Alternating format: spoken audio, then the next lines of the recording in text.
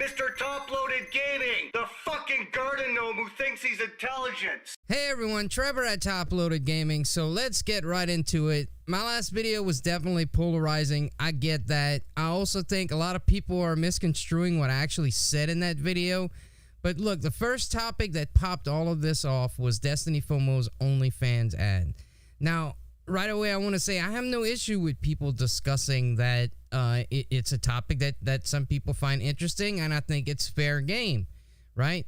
So I've also made up my mind on whether I think it's harassment. You know, Tipster was saying that Smash JT turned it into harassment. So I was kind of having trouble, you know, making my mind up on that. So that's definitely one thing I disagree with Tipster for. For those that don't know, Smash was getting heat for his use of the word thought when Destiny FOMO initially struck Overthink Gaming. And his way of replying was just to show a Google search of her images.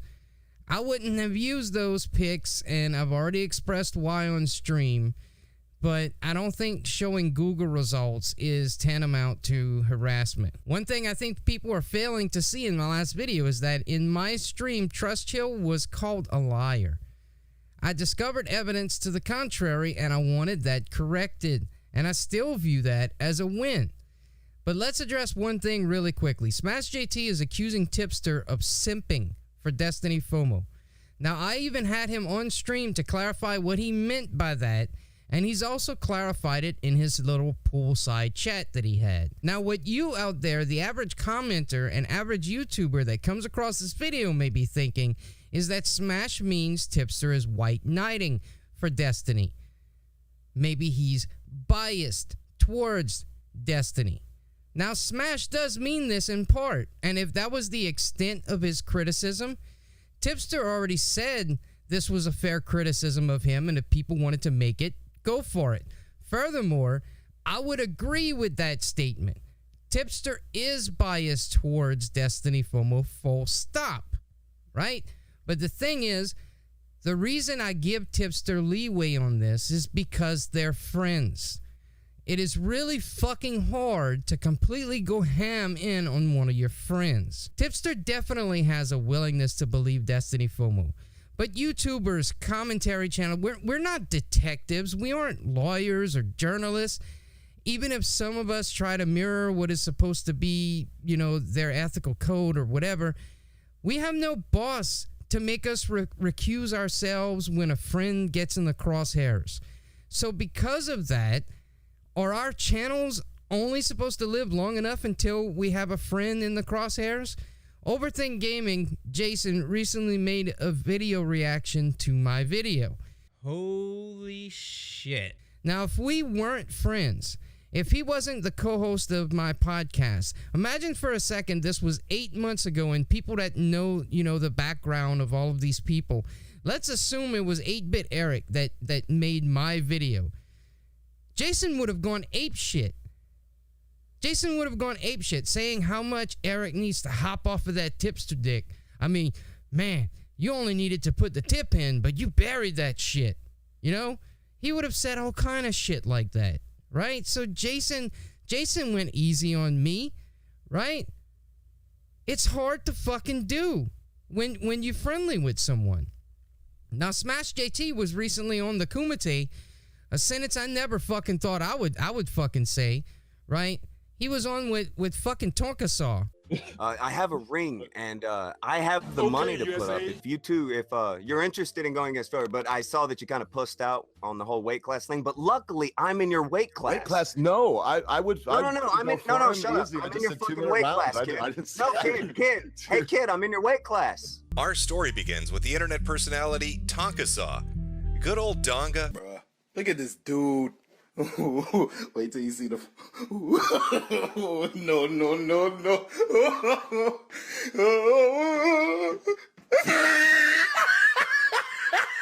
Alright, I'm kind of fucking around here. Really, I dropped out of watching a lot of these commentary channels around the Tonka internet blood sports era. So I really don't know all the shit behind all the Tonka memes. But either way, Smash went super easy on me during that stream. I see people doing it in this situation, trying to get clout out of chasing the story that I talked about and jumping on the side of the commentary mafia and trying to befriend them by saying, yeah, you guys are right, this, that, the other thing. Smash JT, he's making these things up. He has no basis for his video. It's pathetic. It's embarrassing. I'm like, everyone can see it. Now, he references me, but he keeps me anonymous, yet brings me up later and doesn't talk about me in a negative light. On Toploaded Gaming, and she couldn't even handle questions from me without somebody giving her responses. Certainly, Smash went easy on me. All these channels trying to call people on shit that they're guilty of themselves. But again, I agree that Tipster is heavily sympathizing for Destiny FOMO. The thing is, I think it's unavoidable when you're friends with someone, when you're friendly with someone. But here's the fucking huge but in all of this. That's not the only thing Smash is saying. Smash is throwing out accusations that Tipster is essentially cheating on his wife, or at least his wife should be suspicious of him. Maybe even go as far as checking those bank statements, make sure all their money isn't going to Destiny FOMO. Whatever reason it is, I don't want to insinuate anything or talk about anyone's personal lives here. What I know about is Destiny FOMO, and I know about the relationship between Tipster and Destiny FOMO. And from what I've seen, I would imagine, this is not a fact, but I would imagine it goes a lot further than what we've seen on surface level. I don't know if that's giving access to her OnlyFans for free. I don't know if that's the insinuation that he's going to have a shot with her in the future. I don't know. Like I said, I don't want to get into personal lives. And I see no evidence of that. He even went as far as claiming that Tipster did the same thing years ago with Alyssa White. I don't want to get into what Tipster has stood for in the past and what's happened to him, even though there are rumors, which he's been caught doing this before with girls too. So it's not the first time. And the only evidence he provided was a live streamed interview where they talk about games and a screenshot of a photo that Tipster liked. These are pretty serious fucking allegations. I mean, I think Smash is starting to sound more and more like I'm Alex. Maybe one day he'll call an innocent old man a predator like Keemstar did. Now, it doesn't surprise me that Smash would resort to cancel culture and try and start his own little Me Too kangaroo court. Smash covered the whole Pro Jared shit when that was going on, and you can go find my comments on those videos saying how I don't trust kangaroo courts. It's not how we do things as a society, and even if it was, I would still disagree with it. The court of public opinion is not a court I think works. Even the system we have now is massively flawed, but it's the best system that we have. I believe victims should go to the police, not Twitter, not social media. And did Pro Jared do some things wrong? Sure, I won't deny that. But was he guilty of everything that was pointed at him? No, I don't think that's the case. Now, on the Kumite, If I wanted to clout chase, I'd be making 40 Susie Lou videos. I covered the Pro Jared controversy in depth on my channel. I made at least 10 videos on it, maybe 11 or 12. it's actually 19, 20 if you count the video he made defending his coverage of Pro Jared, which why the fuck wouldn't you count it? Unlike most people, when I covered it, I actually did a shit ton of research on it. And one of the videos I made is called In Defense of Pro Jared, Why I Think He Could Be Innocent. Hey, by the way, I'm one of the few channels that actually defended him. So I don't feel so bad about this because I said my piece on it. Motherfucker, please. After how many videos, Jeff? Heidi's privacy, mental well-being, and discretion has always been and will remain my highest priority through all of this. Blocks her on Twitter so she can't read the post. How many videos did you do while you were giddily laughing like a schoolgirl over this shit? I'm sorry you're going through this, even though I'm the one that has sex with you.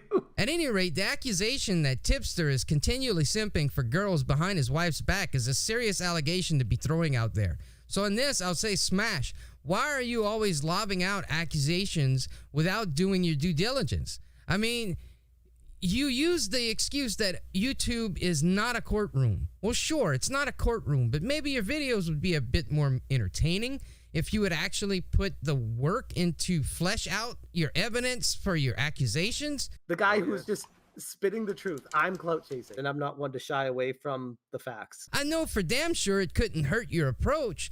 I mean, you say on the Kumite that you deal with facts. What facts, man? What is factual about what you do?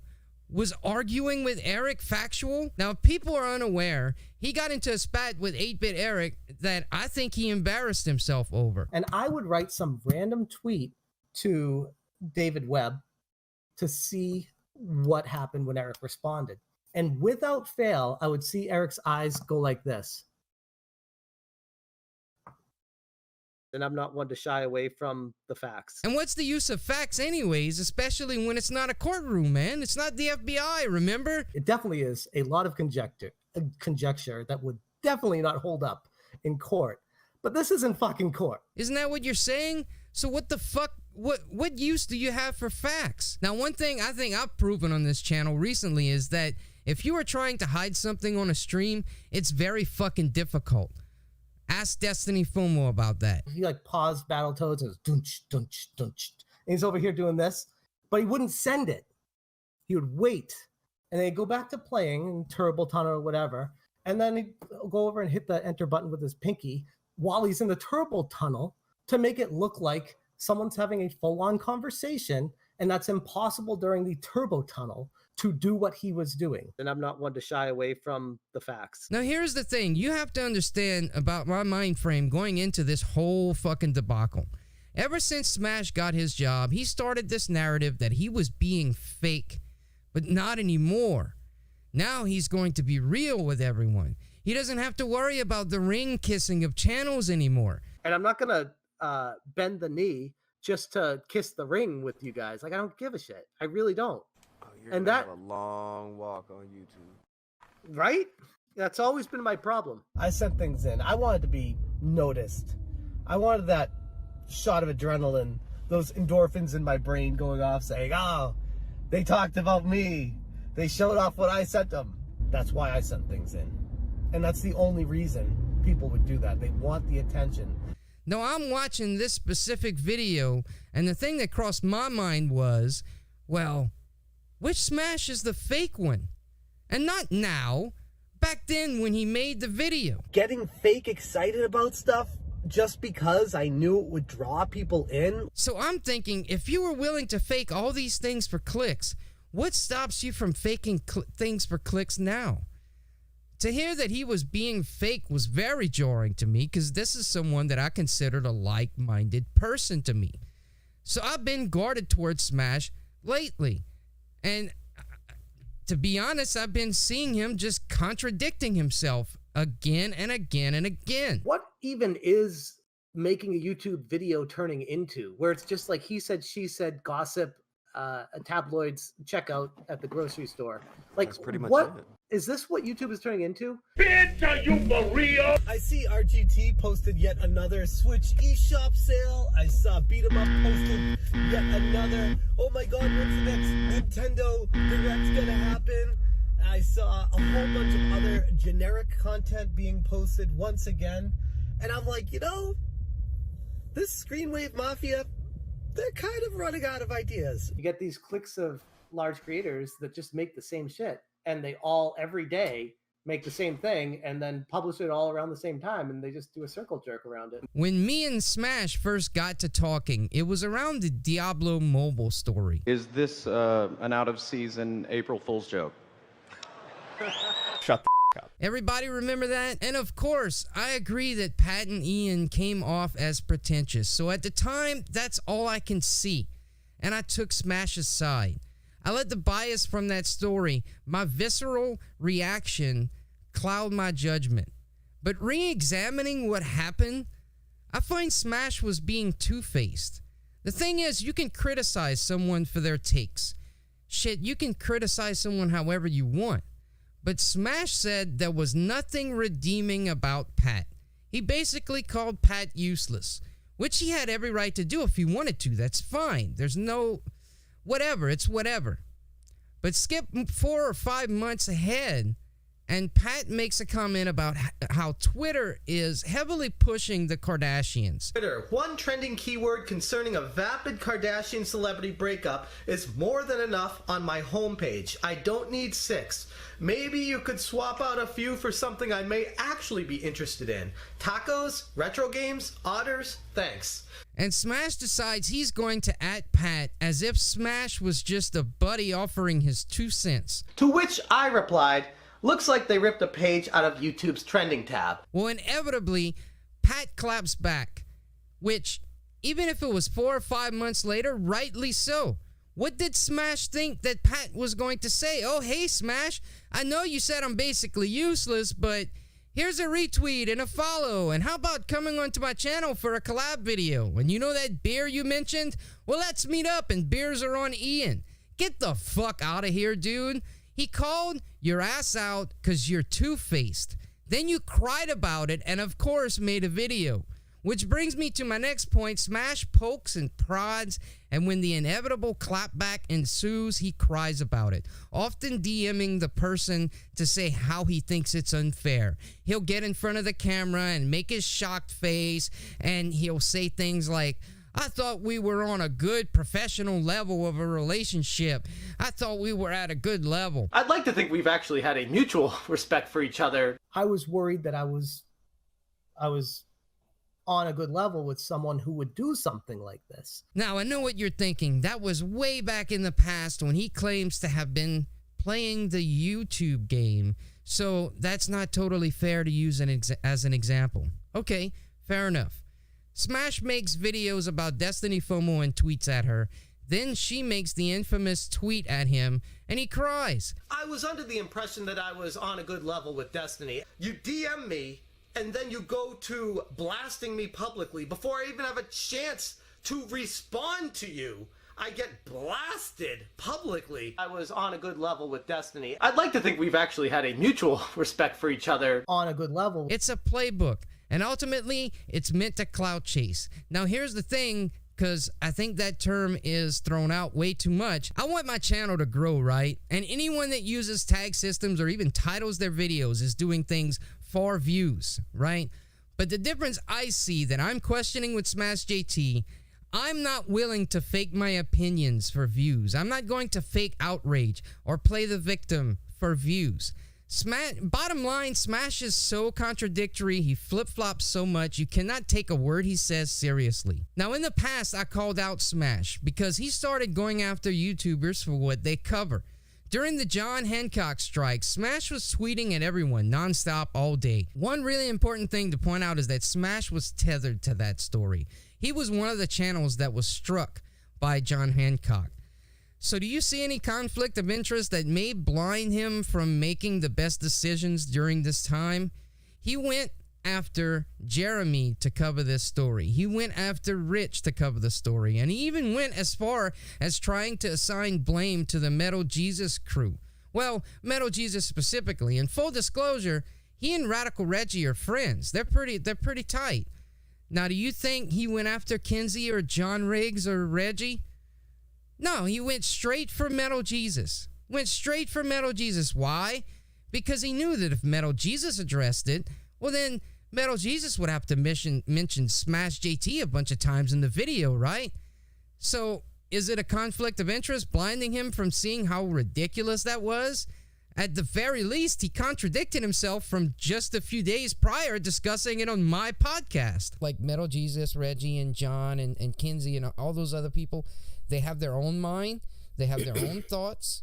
You know, they're independent, but come on, be real. You know, people are going to lot them together and ridicule them based on John's actions. And that's not fair to them. But you see, he's learned. There's chum in the water. Smash wants to continue tethering stories to himself. I see people doing it in this situation, trying to get clout out of chasing the story that I talked about and jumping on the side of the commentary mafia. Tipster's a white knight. No, I'll go one further. Something I'm sure no one else would possibly come up with but me. Gotta be quick about it. Tipster's a simp. Smash hijacked the actual stories, which was Trust Chill's claims about being threatened by Destiny FOMO and the OnlyFans ad. And if YouTube is the proper place for this type of ad, especially looking through the lens of the adpocalypse. All in all, I think it's a mistake to try and shame creators for what they cover on their channels.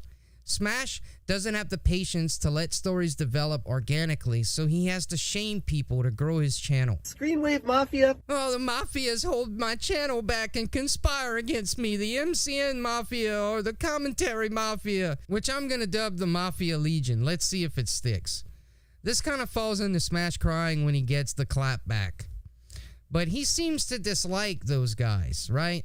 But let's see if he's interacted with any of them. On the Kumite, they shit on Bo Blacks a lot, right? But I've never really interacted with them previously. I think I interacted with Bo Blacks like once or twice before, but just like innocuous things, like when he got 100,000 subs or whatever, I congratulate, or whatever it was. I was like, congrats, man. In a DM, and he was like, thanks. Like, that was my interaction extent with him. Seems like you've constantly tried to tweet at Bo Black, Smash. What's up with that? Wow.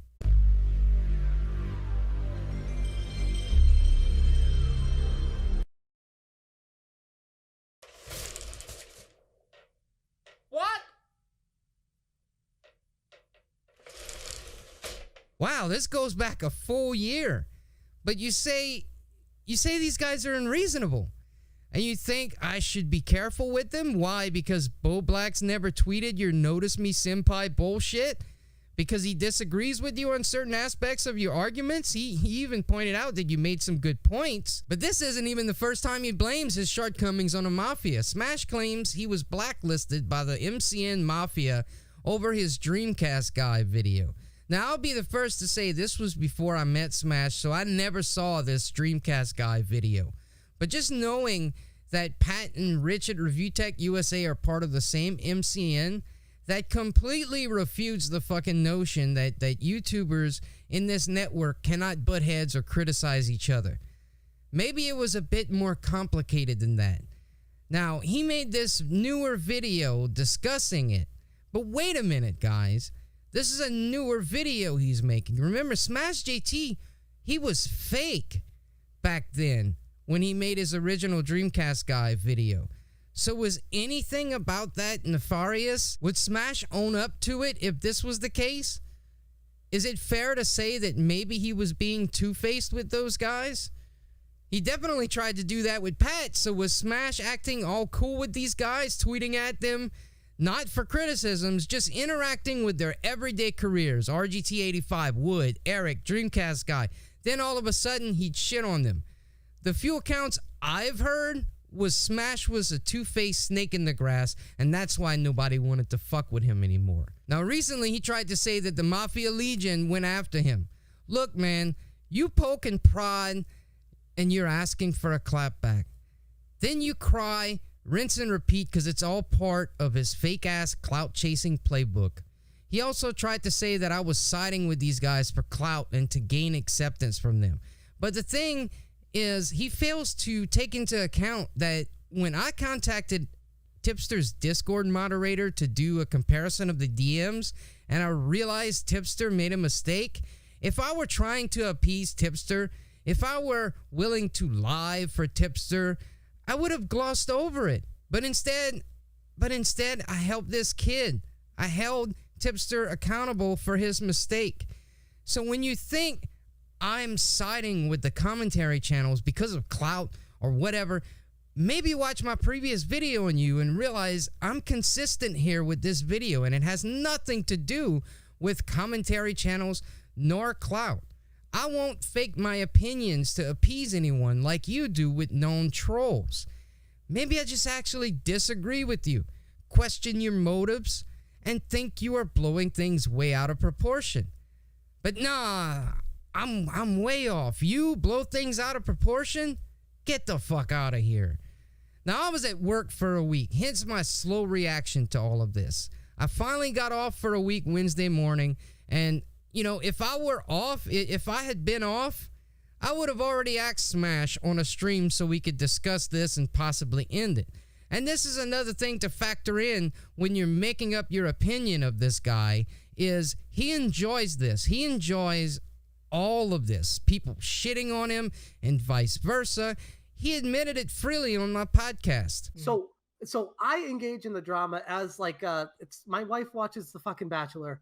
I do this. Like that's the way I look at it. And this is real life. It's engaging. And sometimes I watch The Bachelor with her. I had fun with it. I did. I truly had fun with it. I had fun talking with this alt account all day while I was at work. It was a big fucking waste of time, but it was entertaining. It was fun. I could have been probably getting more done at work, but it was engaging and it was like a mystery. It was like, how am I going to expose Eric today? How is this going to come out? And I was like, I was enthralled with it. And a part of me kind of thought that that's how you felt about all this too.